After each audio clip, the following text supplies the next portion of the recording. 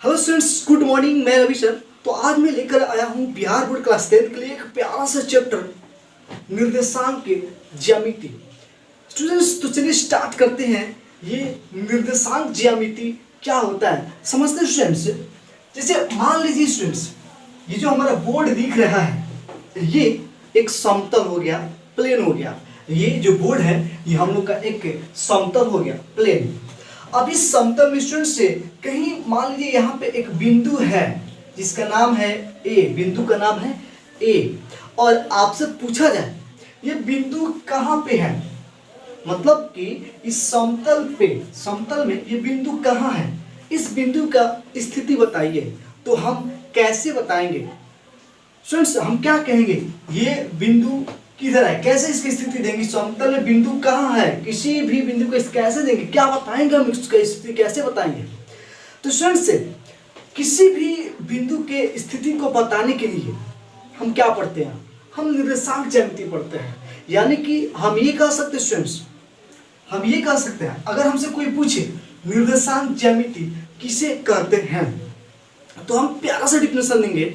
निर्देशांक ज्यामिति गणित की वह शाखा है, फिर से सुनेंगे स्टूडेंट्स, ध्यान से सुनेंगे। निर्देशांक ज्यामिति गणित की वह शाखा है जिसमें समतल में स्थित किसी बिंदु के स्थिति को बताया जाता है, दर्शाया जाता है। स्टूडेंट्स, इस बात को मैं यहाँ पे लिख रहा हूँ स्टूडेंट्स, इसका परिभाषा पहले लिख ले, फिर आगे बढ़ते हैं स्टूडेंट्स। चैप्टर का परिभाषा पहले लिख लेते हैं इसका। स्टूडेंट्स, हम लिखेंगे निर्देशांक ज्यामिति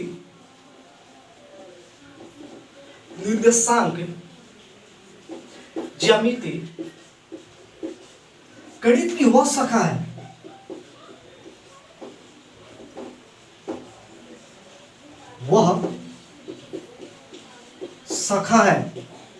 जिसमें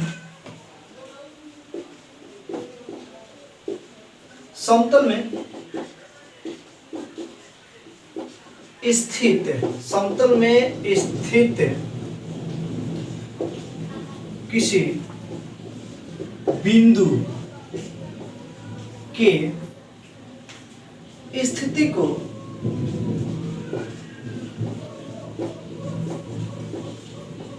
दर्शाया जाता है। लेकिन स्टूडेंट्स ध्यान से समझेंगे स्टूडेंट्स, ये रहा इसका डेफिनेशन, परिभाषा। अगर आपसे कोई पूछे निर्देशांक ज्यामिति किसे कहते हैं, तो आप कहेंगे निर्देशांक ज्यामिति गणित की वह शाखा है जिसमें समतल में स्थित किसी बिंदु के स्थिति को बताया जाता है। ये बिंदु मान लीजिए समतल है, हमारा बोर्ड बिंदु है, ये बिंदु कहाँ है, इसका स्थिति बताना है मुझे, तो हम इसका सहारा लेते हैं, निर्देशांक ज्यामिति का सहारा लेते हैं। स्टूडेंट्स, थोड़ा एक बात इसमें और एक पॉइंट हम नोट कर लेते हैं स्टूडेंट्स, इस पॉइंट को देखते हैं। अब किसी भी बिंदु को स्टूडेंट्स यहाँ पे देखते हैं, किसी भी बिंदु को एक जोड़ा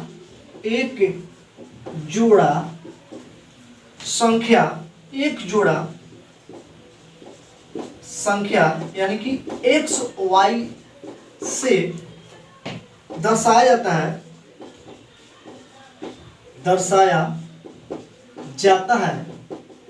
जिसे निर्देशांक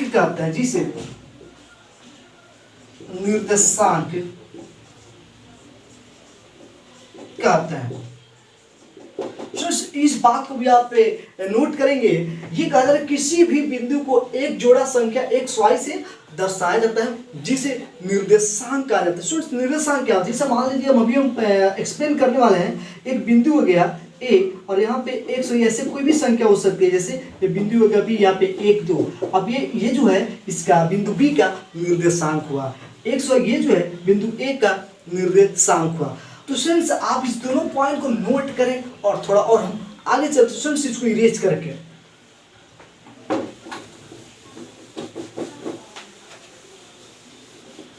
तो अब हम बात करते हैं, छोटा सा एक और टॉपिक आता है यहाँ पे, छोटा सा है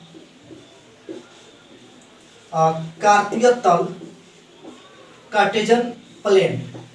ये छोटा सा टॉपिक स्टूडेंट्स, इसको इंग्लिश में हम कहते हैं कार्टेशियन प्लेन ये देख लेते हैं ये क्या होती है। तो स्टूडेंट्स प्यार से समझेंगे, जब समतल में, ये हमारा बोर्ड जो है एक समतल हो गया, जब समतल में दो रेखाएं, जब समतल में दो रेखाएं, समतल में दो रेखाएं एक्स ओ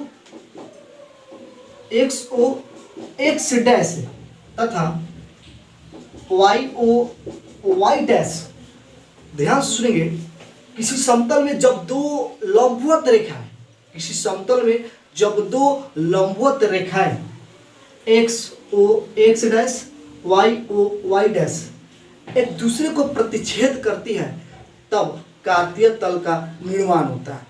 स्टूडेंट्स अब ये जो बना, ये क्या बन गया, अब ये कार्तीय तल बन गया। इस तल में, इस समतल में दो रेखा आया।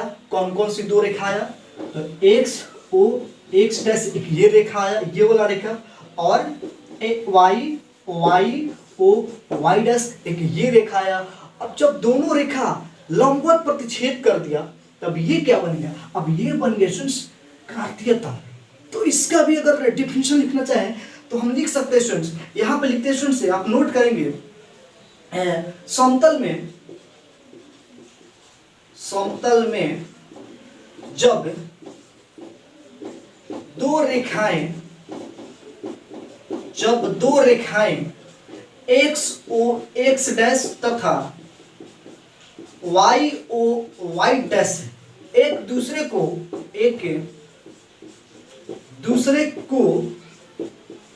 लंबवत प्रतिच्छेद करती है, एक दूसरे को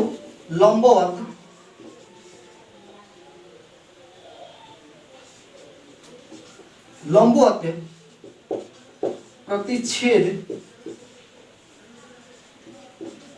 करती है, तब कार्तीय तल का निर्माण होता है, तब कार्तीय तल का निर्माण होता है। अब ये कार्तीय तल क्या होता है, तो ये भी आपको समझ में आ गया। अब हम चलते थोड़ा कार्तीय तल को और एक्सप्लेन करते हैं। इसमें बहुत सारे पॉइंट्स स्टूडेंट्स हैं, इसको समझना बहुत जरूरी है। आपके एग्जाम से बहुत सारे क्वेश्चंस है इससे पूछे जाएंगे। तो देख लेते हैं पहले, जब बहुत सारे पॉइंट्स है तो आप इस कार्तीय तल को नोट करेंगे, इस डेफिनेशन को लिखेंगे, परिभाषा को लिखेंगे, और आगे हम चलते हैं स्टूडेंट्स।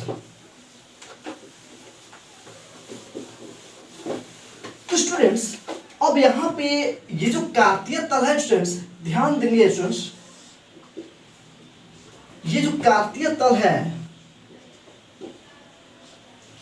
ये मैंने बोला ये जो लाइन है, रेखा है, एक्स ओ एक्स डैश, ये वाई ओ वाई डैश। अब यहाँ पे स्टूडेंट्स पॉइंट्स चालू करते हैं, इसमें बहुत सारा नॉलेज मिलने वाला है स्टूडेंट, बहुत सारा क्वेश्चंस आपके एग्जाम में ऑब्जेक्टिव क्वेश्चंस पूछे जाते हैं। तो स्टूडेंट्स इसमें थोड़ा हम देख लेते हैं। ये पहला पॉइंट से ये हो जाएगा students, x O X dash को एक्स अक्ष कहा जाता है, ये पहला पॉइंट हो गया स्टूडेंट्स। अब दूसरा पॉइंट ये हो जाएगा students, Y O Y dash को वाई अक्ष कहा जाता है, वाई ओ वाई डैश को वाई अक्ष कहा जाता है।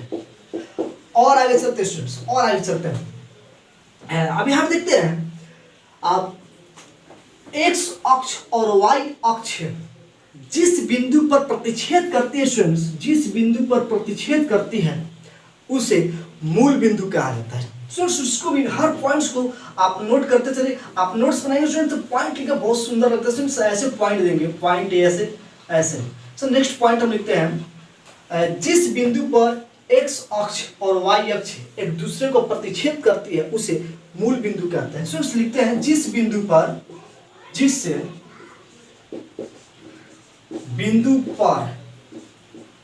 एक्स अक्ष एवं वाई अक्ष प्रतिच्छेद करती है, उस बिंदु को, उससे बिंदु को मूल बिंदु कहते हैं स्टूडेंट्स, मूल बिंदु, ओरिजिन, मूल बिंदु कहते हैं। ये जो स्टूडेंट्स हुआ ये हो गया मूल बिंदु, जिसको हम इंग्लिश में ओरिजिन बोलते हैं, ओरिजिन है ये स्टूडेंट्स, ये ओरिजिन हो गया। अब थोड़ा और आगे चलते हैं स्टूडेंट्स। अब यहाँ पे नेक्स्ट पॉइंट हम लिखेंगे स्टूडेंट्स, अब आपको समझ में आ गया। अब नेक्स्ट लिखेंगे एक्स अक्ष, यानी हम ये ऐसे लिख सकते हैं, ये कार्तीय तल, ये जो कार्तीय तल है, कार्तीय तल के प्रत्येक भाग को चतुर्थांश कहा जाता है। सुन से ये जो कार्तीय तल बना, एक ये भाग हुआ, एक ये भाग, दूसरा भाग, ये तीसरा भाग, ये चौथा भाग। अब ये प्रत्येक भाग जो है, सब भाग है आपस में बराबर बराबर है। अब जब ये चार भाग हो और चारों भाग आपस में बराबर हो तो हम उसे चतुर्थांश कहते हैं। क्या कहते हैं सुन? चतुर्थांश, इंग्लिश में क्वाड्रेंट कहते हैं, क्वाड्रेंट। तो हम ये कहेंगे कार्तीय तल के प्रत्येक भाग को चतुर्थांश कहा जाता है। स्टूडेंट्स यहाँ पे लिखते हैं स्टूडेंट्स, कार्तीय तल के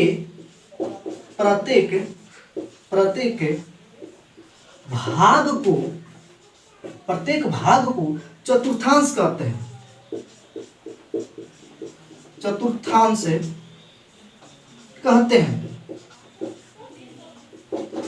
यहां पे देखिए स्टूडेंट्स, ये जो है ये चतुर्थांश है, ये प्रथम चतुर्थांश हो गया स्टूडेंट्स, ये द्वितीय चतुर्थांश हो गया, ये तृतीय चतुर्थांश हो गया, और ये चतुर्थ चतुर्थांश हो गया। हम कहते हैं स्टूडेंट्स ये फर्स्ट क्वाड्रेंट है, प्रथम चतुर्थांश को इंग्लिश में फर्स्ट क्वाड्रेंट, ये सेकेंड क्वाड्रेंट, ये थर्ड क्वाड्रेंट, ये फोर्थ क्वाड्रेंट। स्टूडेंट्स यहीं पे लिख दिया कार्तीय तल के प्रत्येक भाग को चतुर्थांश कहते हैं। यहाँ तक स्टूडेंट्स नोट कीजिए। अब हम आगे चलते हैं स्टूडेंट्स और कुछ समझते हैं। अब हम ये समझ लेते हैं ये प्रत्येक चतुर्थांश का चिन्ह क्या होता है। आप स्टूडेंट्स आपके माइंड में ये भी ख्याल आ रहा होगा कि सर इसको प्रथम चतुर्थांश ही क्यों, इसको क्यों नहीं कहते प्रथम? देखिए बहुत आसान है। यहाँ पे ये जो लाइन है, अब यहाँ पे 0 डिग्री का एंगल है। अब जैसे जैसे हम इधर बढ़ते जाएंगे एंगल बढ़ते जाएगा। अब यहाँ पे आएंगे तो 90 डिग्री, 0 से 90, तो स्टार्टिंग 0 हो रहा है ना, तो यहाँ से 0 से स्टार्टिंग करते हैं, 0 1 2 3 ऐसे ना चलते हैं। तो इसको प्रथम चतुर्थांश, ऐसे नहीं, यहाँ से नहीं चलेंगे, यहाँ से नहीं चलेंगे, यहीं से स्टार्टिंग करते हैं, ये प्रथम चतुर्थांश, ये द्वितीय, ऐसे करते हैं। तो अब हम बात करते हैं प्रत्येक चतुर्थांश का चिन्ह क्या होगा। अगर मान लीजिए कोई रेखा को निर्देशांक दिया गया है और पूछा जाए 21 से चतुर्थांश में आया तो आप कैसे बताएंगे। स्टूडेंट्स आप इतना पॉइंट को नोट करें, 1 2 3 4 पॉइंट्स हो गए स्टूडेंट्स, 4 पॉइंट्स को आप नोट करें और आगे हम बता रहा हूँ स्टूडेंट्स, देखते हैं।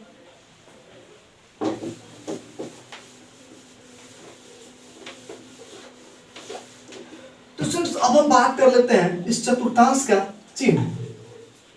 तो ये प्रथम चतुर्थांश हो गया। अब स्टूडेंट्स देखिए यहाँ पे 0 हो गया, यहाँ पे 1 हो गया, यहाँ पे 2 हो गया, यहाँ पे 3, ये प्लस, इधर जाएंगे तो ये माइनस में स्टूडेंट्स, ये माइनस, ऊपर जाएंगे तो ये प्लस हो गया स्टूडेंट्स, प्लस हो गया, और यहाँ पे माइनस माइनस। अब स्टूडेंट्स यहाँ पे ध्यान देंगे, अब यहाँ पे देखिए ये x का वैल्यू जो है सब प्लस में है ना, x वाला वैल्यू प्लस में है, तो x का ये प्लस हो गया, और y वाला देखिए ये भी प्लस, तो ये भी प्लस हो गया। यानी कि प्रथम चतुर्थांश में जितने भी निर्देशांक मिलेंगे वो x का भी मान प्लस में होगा, y का भी मान प्लस में, यानी प्लस प्लस होता है, दोनों प्लस में ही होंगे, तो समझ जाएंगे हम लोग कि वो प्रथम चतुर्थांश का ये निर्देशांक है। अब दूसरा में अगर आएंगे तो सबसे पहले x वाला देखेंगे, पहले y वाला नहीं देखेंगे, पहले x का वैल्यू पुट करना है यहाँ पे।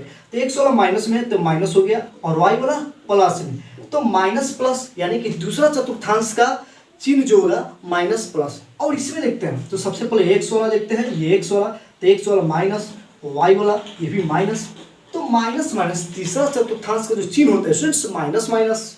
अब चौथा का देख लेते हैं, पहले x वाला तो पहले प्लस हो जाएगा, y वाला माइनस हो जाएगा, तो स्टूडेंट्स ये हो गया माइनस प्लस माइनस। अब स्टूडेंट्स आप इसको नोट में आप लिखेंगे प्रथम चतुर्थांश का चिन्ह प्लस प्लस होता है, प्लस प्लस होता है। अब ऐसे करके ये 4 पॉइंट्स अपना लेंगे, 4 पॉइंट्स आप इसके बना लेंगे तो आपको समझ में आया। थोड़ा और आगे बढ़ते हैं स्टूडेंट्स, और आगे बढ़ते हैं। जैसे मान लीजिए स्टूडेंट्स एग्जाम में आपसे कैसे पूछे जाएंगे ऑब्जेक्टिव क्वेश्चंस। आपको क्वेश्चंस ऐसे दे रहेंगे, आप पूछेंगे बताइए इस किस चतुर्थांश का है, ठीक है। तो स्टूडेंट्स ये माइनस है और ये प्लस है, एक्स वाला पहले माइनस और वाई वाला प्लस, तो यहाँ पे माइनस प्लस देख रहे हैं स्टूडेंट्स। तो ये द्वितीय चतुर्थांश का ये दूसरा क्वाड्रेंट का सेकंड क्वाड्रेंट का ये पॉइंट है। ऐसे ही आपसे पूछा जाएगा ये 5 और -2 ये बताइए, तो आप समझ जाएंगे स्टूडेंट प्लस माइनस ये चौथा चतुर्थांश का चतुर्थ चतुर्थांश का ये निर्देशांक दिया हुआ है। स्टूडेंट्स मैं उम्मीद करता हूँ इतना तो आप समझ ही गए होंगे। थोड़ा और आगे चलते हैं स्टूडेंट्स, और क्या होती है और आगे चलते हैं। अब स्टूडेंट्स अब हम बात करते हैं ये जो मूल बिंदु है स्टूडेंट्स, ये जो मूल बिंदु है इस मूल बिंदु का निर्देशांक की बात कर लेते हैं। मूल बिंदु का क्या निर्देशांक होता है? मूल बिंदु का निर्देशांक क्या होता है?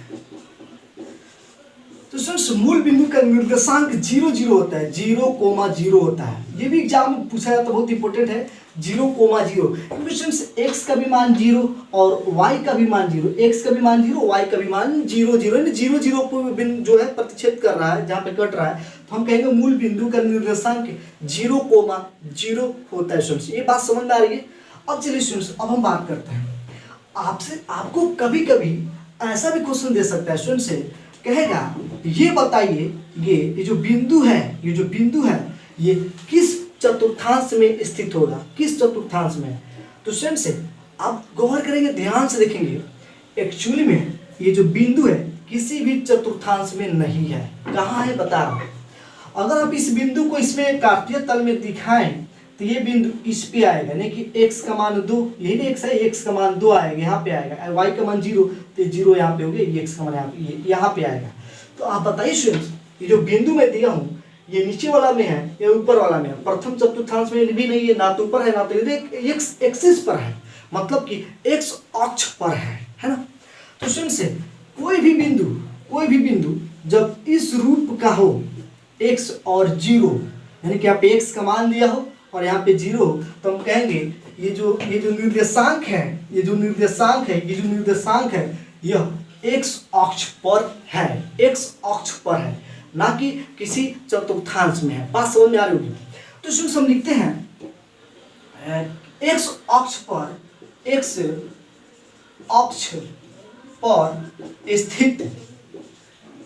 अक्ष पर स्थित किसी बिंदु का निर्देशांक, किसी बिंदु का निर्देशांक। स्टूडेंट्स x अक्ष पर जब कोई भी बिंदु होगा ना, इस अक्ष पर इस लाइनिंग पर कोई भी बिंदु होगा ना, तो उसका निर्देशांक ऐसे होगा x0, उसका निर्देशांक x,0 होता है। ये स्टूडेंट्स ये आप नोट करेंगे। अब नेक्स्ट पॉइंट की बात करें स्टूडेंट्स, इसी तरह अगर कोई बिंदु y अक्ष पर होगा, इस वाले लाइनिंग पे होगा, तो स्टूडेंट्स उसके लिए देखते हैं y अक्ष पर स्थित किसी बिंदु का निर्देशांक क्या होगा स्टूडेंट्स? ये x वाला 0 हो जाएगा और y अक्ष पर है तो y का मान रहेगा, y वाला यहाँ पे कोई ना कोई वैल्यू रहेगा। स्टूडेंट्स ध्यान देंगे, यहाँ पे इसको 0 करना है और y वाला कोई ना कोई वैल्यू आप y की जगह पे रहेगा। तो x अक्ष पर अगर मान लीजिए आपसे पूछा जाएगा ये बताओ ये किस चतुर्थांश में है, तो हम कहेंगे किसी चतुर्थांश में है नहीं, ये y अक्ष पर है, y का मान है तो y अक्ष पर है, x का मान रहेगा तो x अक्ष पर। आपको समझ में आ रहा है क्वेश्चन से?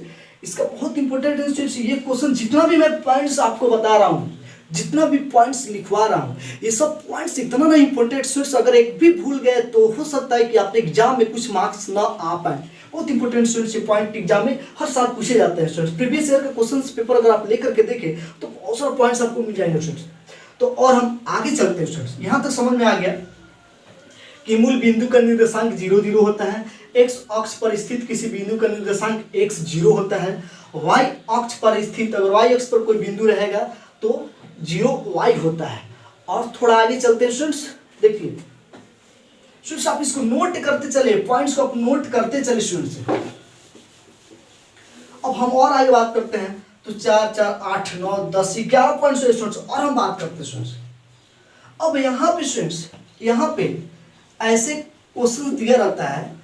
अब कहा जाता है किसी में बताओ भुज कौन है, कोटि कौन है। भुज और कोटि, ध्यान से देखेंगे, ये जो एक्स अक्ष वाला है स्टूडेंट्स, इसको हम लोग भुज कहते हैं, भुज। ये जो वाई वाला है इसको हम लोग कोटि कहते हैं, अबसिसा ऑर्डिनेट। इंग्लिश में इसको भुज को अबसिसा कहते हैं, अब कोटि को ऑर्डिनेट कहते हैं। ऑर्डिनेट, कोऑर्डिनेट नहीं स्टूडेंट्स, ऑर्डिनेट, ऑर्डिनेट। तो स्टूडेंट्स यहाँ पे हम ये कह सकते हैं एक्स अक्ष को, एक्स अक्ष को भुज कहा जाता है, भुज, भुज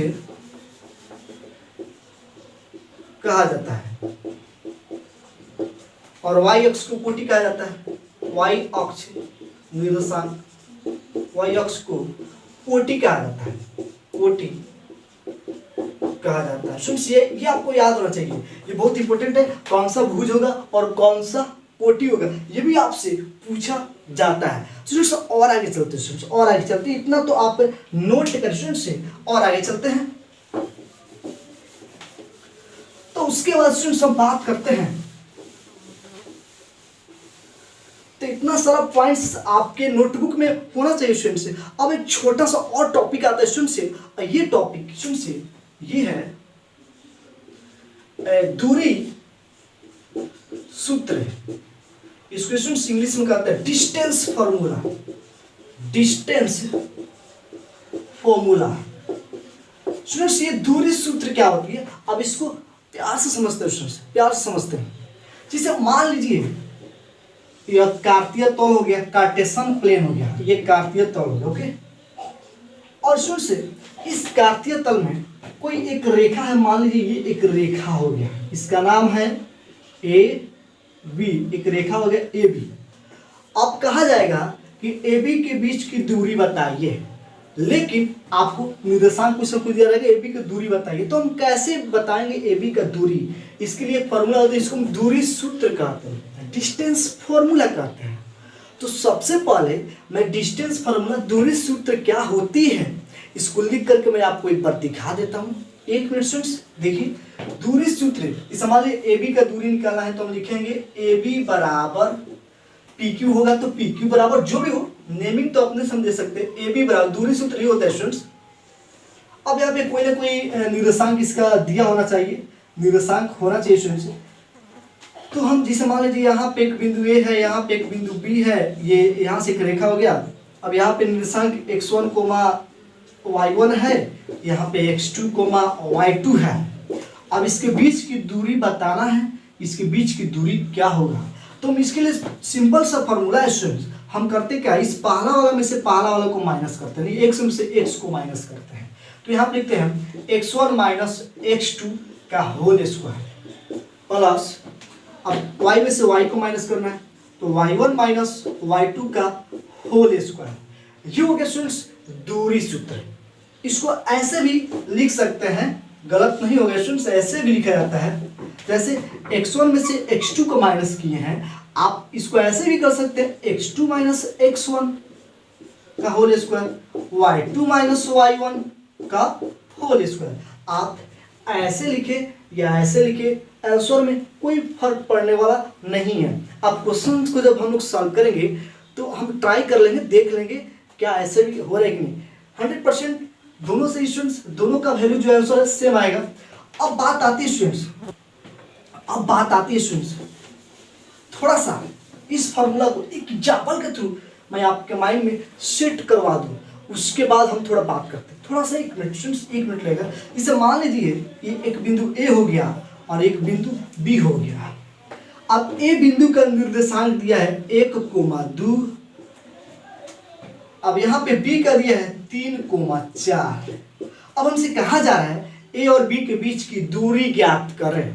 तो हम कैसे करेंगे स्टूडेंट्स, लिखेंगे ए बी बराबर रूट ओवर, इस पहला वाला में से पहला वाला को माइनस करना है तो 1 माइनस 3 का स्क्वायर प्लस दूसरा वाला में से दूसरा को माइनस करना है 2 माइनस 4 का स्क्वायर।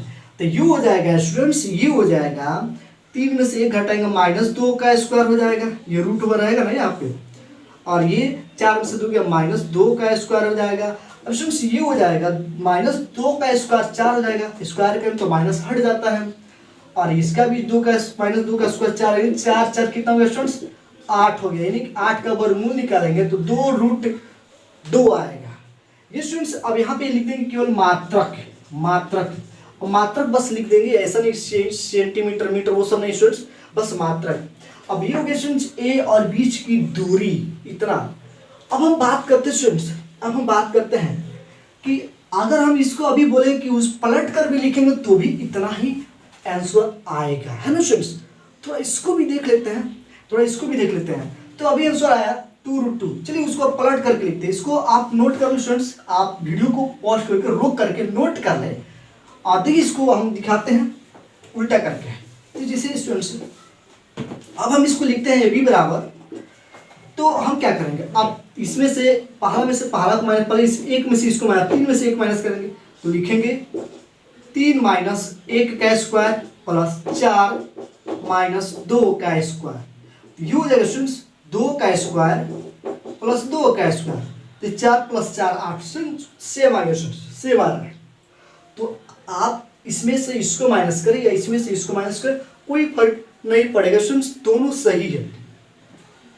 तो स्टूडेंट्स वैसे तो आप जो आपको अच्छा लगे, ठीक है स्टूडेंट्स। तो चलिए अब हम थोड़ा और आगे बढ़ते हैं। तो ये आपको समझ में आया स्टूडेंट्स, ये जो दूरी सूत्र है ये क्या है और ये कैसे क्वेश्चन में हम लोग अप्लाई करते हैं दूरी निकालने के लिए, आपको 100% समझ में आया होगा। और थोड़ा और आगे बढ़ते हैं तो आपके माइंड में ख्याल आ रहा होगा आखिर ये दूरी सूत्र कैसे आ गया, कैसे बना है दूरी सूत्र, इसका कोई प्रूफ नहीं है क्या? साबित कर देते हैं। ये दूरी सूत्र का प्रूफ है, हम लोग देख लेते हैं दूरी सूत्र कैसे आया हुआ है, ठीक है। तो ध्यान से देखेंगे स्टूडेंट्स, आप इस बात को समझेंगे। स्टूडेंट्स ये एक कार्तीय तल हो गया, ठीक है, यह एक कार्तीय तल हो गया। अब स्टूडेंट्स ये मान लीजिए यह एक रेखा हो गया ए बी, हमको ए बी का बीच की दूरी को निकालना है। क्या होगा ए बी के बीच की दूरी, कैसे? फ्रेंड्स एक बात ध्यान देते हैं, सबसे पहले ध्यान देंगे। अब हम यहाँ से इसको ऐसे मिलाते हैं, ध्यान देंगे हमको बस इतना ही निकालना है, और भी निकालना है, बस इतना ही हमको निकालना है, बस यहाँ यही ध्यान देंगे। अब हम क्या करें स्टूडेंट्स, अब इसको भी नीचे गिराते हैं ऐसे, ध्यान देंगे। और ये जो है हम इसको ऐसे मिला लेते हैं, ठीक है स्टूडेंट्स। तो यहाँ पे देखेंगे एक त्रिभुज बन गया, समकोण त्रिभुज बन गया। फिर से समझेंगे स्टूडेंट्स मैं क्या किया हूँ, ये रेखा ऐसे दिया गया था तो यहाँ से एक नीचे खींच दिया और एक यहाँ से एक ए से नीचे खींच दिया 90 डिग्री और एक बी से 90 डिग्री खींच दिया और क्या किया, इसको ऐसे मिला दिया। स्टूडेंट्स समझ में आ रहा होगा आपको। तो अब हम इतना तो समझ में आ गया फिगर कैसे बनाएंगे, ठीक है। अब हम देखिए स्टूडेंट्स, अब मान लीजिए स्टूडेंट्स, देखेंगे ध्यान से समझेंगे स्टूडेंट्स, ये जो है ये लाइनिंग जो सीधा जा रहा है ऐसे ऐसे, ये जो लाइनिंग है ये एक्स वाला, एक्स का मान है ना। तो मान लीजिए टोटल यहाँ से यहाँ तक, ध्यान से समझेंगे स्टूडेंट, टोटल यहाँ से यहाँ तक को हम मान लेते हैं x1 है, टोटल यहाँ तक, यहाँ से यहाँ तक हम x1 मान लिया, ठीक है, x1 मान लिया। और इसको यहाँ से बस इतना को हम x2 मान लिया। टोटल यहाँ से यहाँ तक सबको x1 मान लिया और यहाँ इसको हमने x2 मान लिया, ठीक है। अब एक बात समझेंगे स्टूडेंट्स, एक मिनट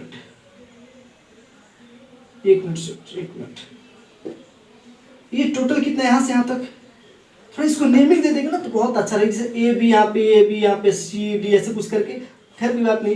ये टोटल हो गया x1 और यहाँ से इसको हम x2 मान लेते हैं, यहाँ से यहाँ तक x2, ये x2, ये टोटल x1, ये सब x1, यहाँ से यहाँ तक x1, ये x2, ठीक है स्टूडेंट्स, ठीक है। अब यहाँ देखते हैं, ये सबको हम मान लेते हैं, इस सबको हम मान लेते हैं यहाँ से यहाँ तक को y1, क्या टोटल सबको y1 टोटल सबको यहाँ से यहाँ तक।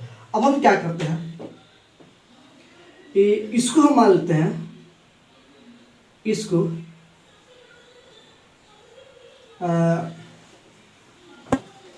यहाँ से यहाँ तक तो y1 हो गया। अब इसको हम मान लेते हैं यहाँ से, इसको y2 मान लेते हैं, यहाँ से आते ये छोटा दूर की, ये टोटल हो गया y1, ये हो गया y2। अब आपसे पूछा जाएगा स्टूडेंट्स केवल ये दूरी कितना होगी ये बताइए, केवल इतना नीचे वाला ये आधार, इससे स्टूडेंट्स आपको दिखाई दे रहा है स्टूडेंट्स ये जो त्रिभुज बना है ऐसे बना है, ऐसे ऐसे यहाँ पे 90 डिग्री है। तो स्टूडेंट्स ये आधार हो गया और ये लंब हो गया, ये कोण हो गया। ध्यान से समझेंगे। और मैं आपसे पूछूंगा केवल आधार बताओ कितना होगा, तो अब ध्यान दीजिए। तो टोटल यहाँ से यहाँ तक कितना है, टोटल यहाँ से यहाँ तक y1 है, y1 है, सॉरी हाँ सॉरी x1 है, x1 है। टोटल यहाँ से यहाँ तक x1 है और ये x2 है। हमको केवल ये दूरी चाहिए, तो हम क्या करेंगे टोटल में से अगर हम इसको माइनस कर दें, सम में से यहाँ से यहाँ तक सम में से इसको हटा दे माइनस कर दे तो केवल यही बच जाएगा ना।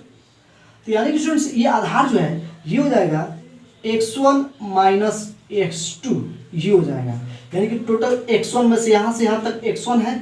अब इस टोटल में से सम में से हमको x2 को माइनस इसको घटाना है केवल इसको लाने के लिए, तो हमने क्या किया x1 माइनस x2 कर दिया। समझ में आ रहा है स्टूडेंट्स? देखते हैं। अब अगर पूछा जाए ये बताइए ये लंब कितना होगा, तो टोटल यहाँ से यहाँ तक y1 है, टोटल y1 है।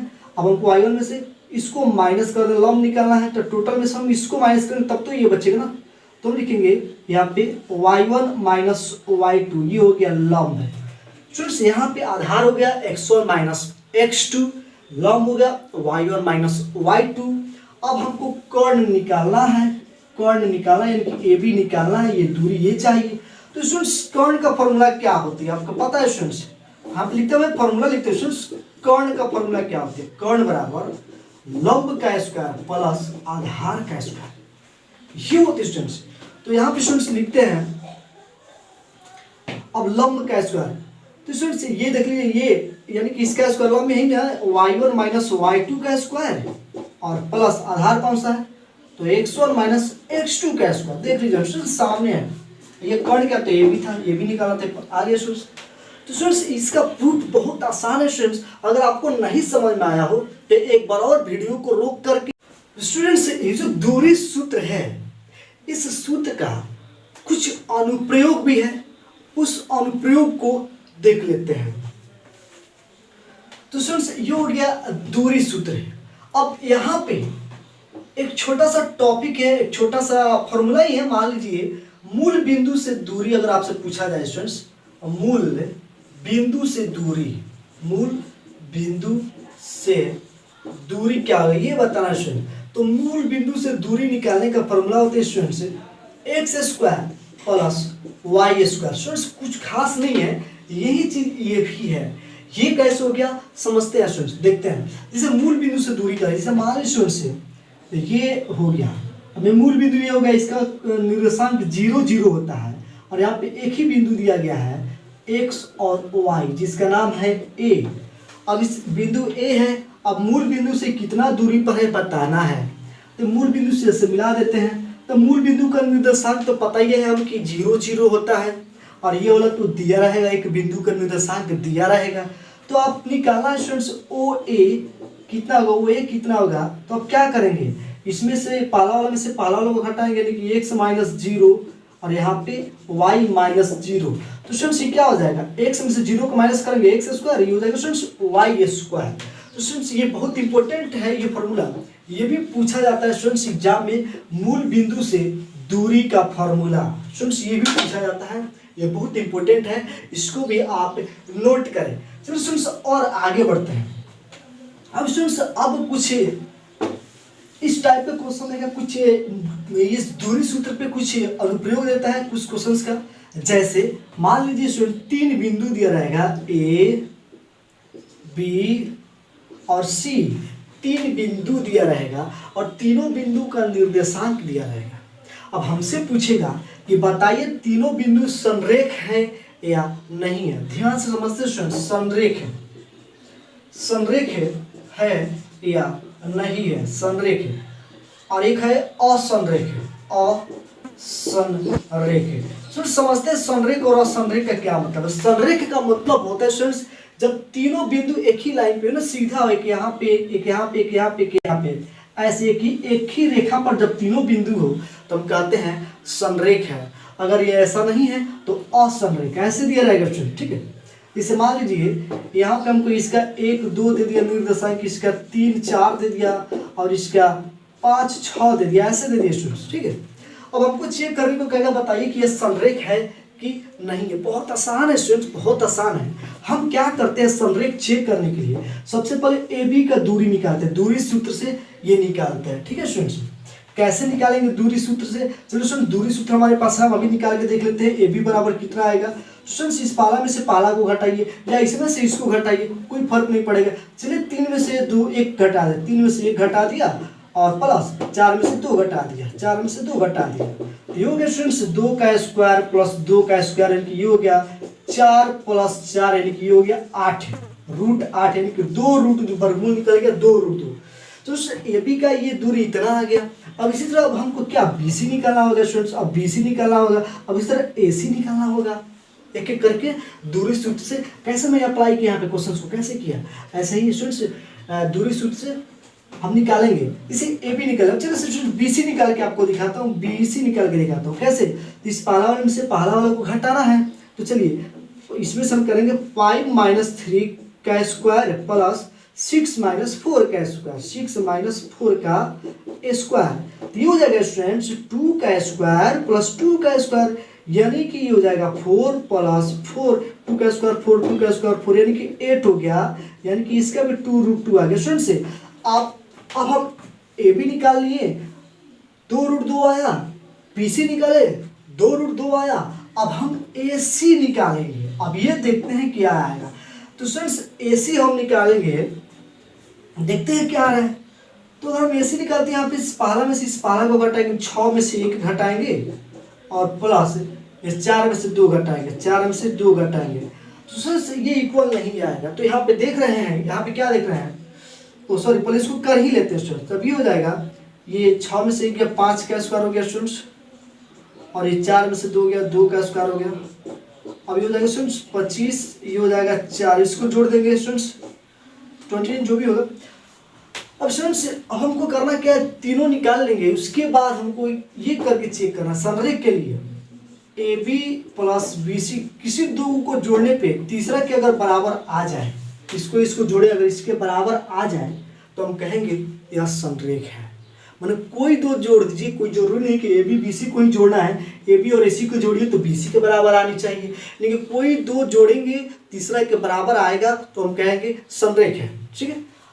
असंरेख के लिए बस ये बराबर नहीं होनी चाहिए, जैसे A B plus B C को जोड़ने पे ए सी के बराबर नहीं है तब हम कहेंगे यह असंरेख है। बहुत आसान है स्टूडेंट्स, संरेख और असंरेख आपको 100% समझ में आया होगा। हमको बिंदु दिया रहेगा, हम दूरी सूत्र से निकाल लेंगे, तीनों का दूरी निकालेंगे और देखेंगे दो को जोड़ने पे तीसरा के बराबर आना चाहिए तो कहेंगे संरेख है, नहीं आएगा तो असंरेख है। स्टूडेंट्स अब नेक्स्ट चलते हैं टॉपिक पे। अब यहाँ पे संरेख और असंरेख आपको चेक करने आ गया, अब इसको नोट करते रहे स्टूडेंट्स, अच्छा रहेगा। तो स्टूडेंट्स ये हो गया संरेख का कंडीशन, संरेख का ऐसा फॉर्मूला, ये असंरेख का कंडीशन हो गया। अब हम बात करते हैं स्टूडेंट से, कोई त्रिभुज ऐसे दिया रहेगा, कोई त्रिभुज ऐसे दिया रहेगा, कोई भी नाम ABC दे देंगे, कोई भी नाम ABC, यहाँ पे 1 2 3 4 5 6 ऐसे। अब पूछा था क्वेश्चन ये कौन सा त्रिभुज है, त्रिभुज के प्रकार बताइए, यानी कि ये जो है ये समबाहु त्रिभुज है, समबाहु त्रिभुज है या समद्विबाहु त्रिभुज है या विषम बाहु त्रिभुज है, विषम बाहु त्रिभुज है। ये कौन सा त्रिभुज है स्टूडेंट्स आपको बताना है दूरी सूत्र का प्रयोग करके, दूरी सूत्र का सब प्रयोग करके बताना है स्टूडेंट्स। तो अगर ऐसा क्वेश्चन पूछ दे तो बहुत आसान है स्टूडेंट्स, सबसे पहले दूरी सूत्र से आप ए बी निकालेंगे, ए बी का दूरी निकालेंगे कितना आ रहा है, कैसे निकालेंगे स्टूडेंट्स, आपको दूरी सूत्र पता है स्टूडेंट्स। ए बी निकालने के पहला में से इसको माइनस करना है, 3 में से 1 गया 2 और 4 में से 2 गया 2, यानी कि 2 का स्क्वायर प्लस 2 का स्क्वायर दूरी सूत्र से, ठीक है स्टूडेंट्स। यहाँ पे स्टूडेंट्स घटा करके स्क्वायर किया जाता है। तो स्टूडेंट्स आपको ए बी निकालना है, फिर बी सी निकालना है, फिर ए सी निकालना है, ए बी बी सी ए सी तीनों निकाल लेना है। अगर तीनों बराबर आएगा, वैसा त्रिभुज जिसमें तीनों भुजा आपस में बराबर हो उसको समबाहु त्रिभुज कहते हैं। तो अगर तीनों बराबर आएगा तो हम कहेंगे समबाहु त्रिभुज। अगर ए बी बराबर बी सी बराबर ए सी आए तो हम कहेंगे ये समबाहु त्रिभुज है। और समद्विबाहु के लिए कोई दो बराबर आ जाए स्टूडेंट्स, कोई भी दो बराबर आना चाहिए, ए बी बराबर बी सी कोई भी दो ए बी बराबर ए सी या बी सी बराबर ए सी, कोई भी दो भुजा आपस में बराबर आ जाएगा तो हम कहेंगे स्टूडेंट्स ये समद्विबाहु त्रिभुज है। अब विषम बाहु के स्टूडेंट्स कोई भी बराबर नहीं होनी चाहिए, जैसे A B does not equal to B C does not equal to A C, कोई भी बराबर नहीं होनी चाहिए, तब हम कहेंगे ये विषम बाहु त्रिभुज है। स्टूडेंट्स त्रिभुज पे इस टाइप का क्वेश्चन आपसे पूछा जाएगा स्टूडेंट्स। तो अब हम बात करते हैं चतुर्भुज पे। चतुर्भुज पे भी कुछ क्वेश्चंस आते हैं,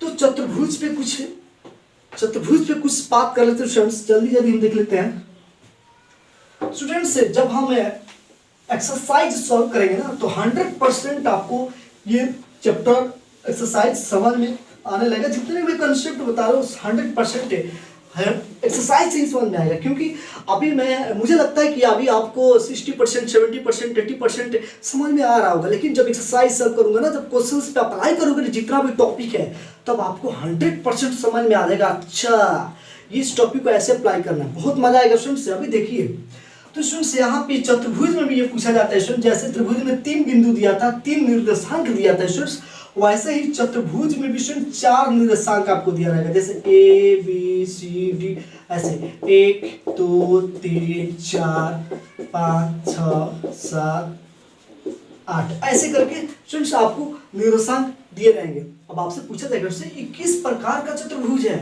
आपसे पूछा जाएगा क्या ये आयत है, क्या ये वर्ग है, क्या है, पूछा जाएगा स्टूडेंट्स। तो सबसे पहले स्टूडेंट्स आपको जानकारी होनी चाहिए आयत क्या होती है।